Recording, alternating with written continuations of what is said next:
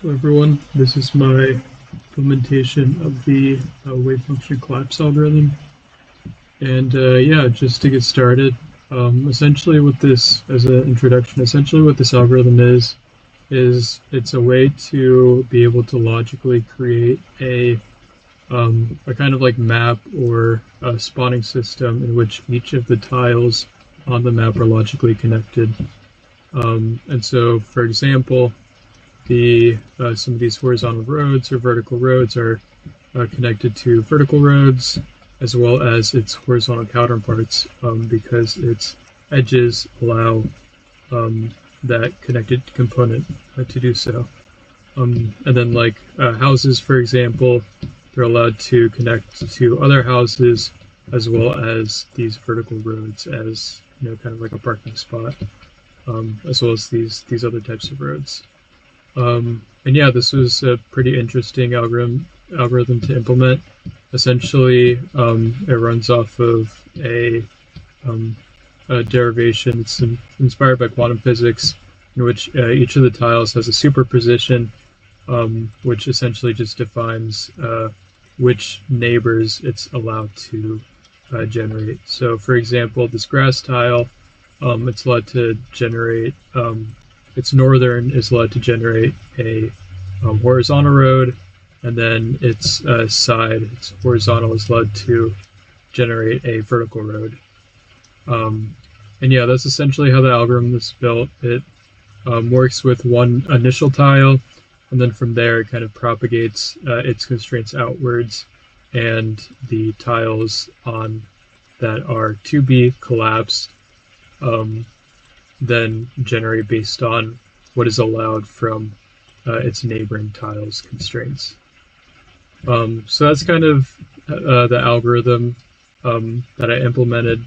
So you can see it's a pretty large connected component graph with, you know, different abilities such as grass only being on the boundaries. It's kind of one of the guardrails, as well as the clustered tree decorations, which is on grass tiles with a random chance to spawn, as well as, you know, shading and things like that. Another thing I implemented was the first-person character.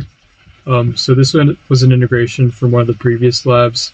This was just to kind of enhance the realism further and be able to kind of see a first-person point of view. So like you can see cars on the road, and then also, you know, walking up to houses and things like that.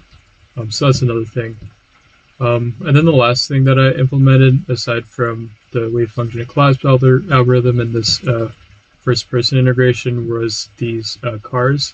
This uses the NavMesh AI agent that's in the C# library. And essentially, the roads are defined as NavMesh surfaces in which the cars can drive on.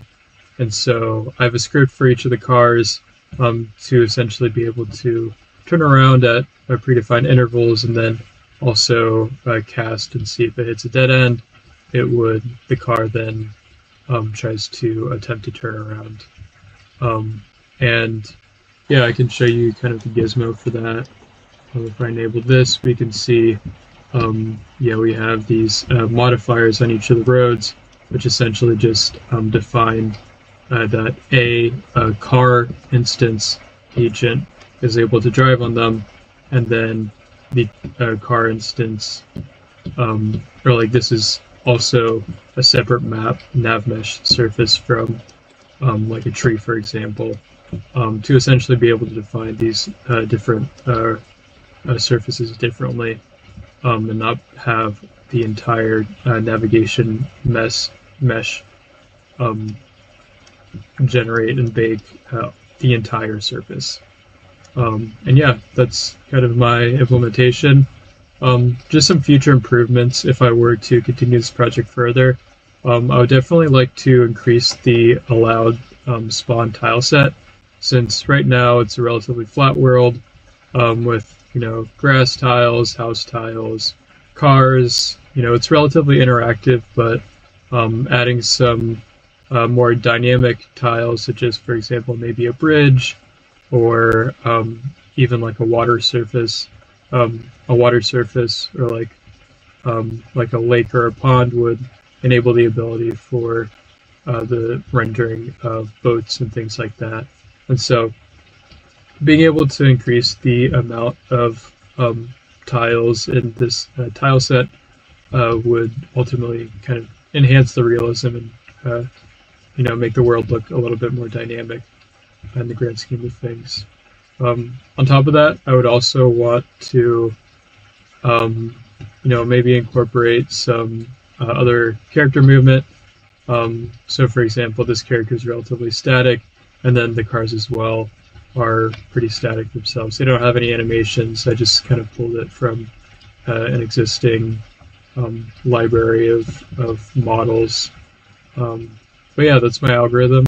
I hope you enjoyed the video, and yeah,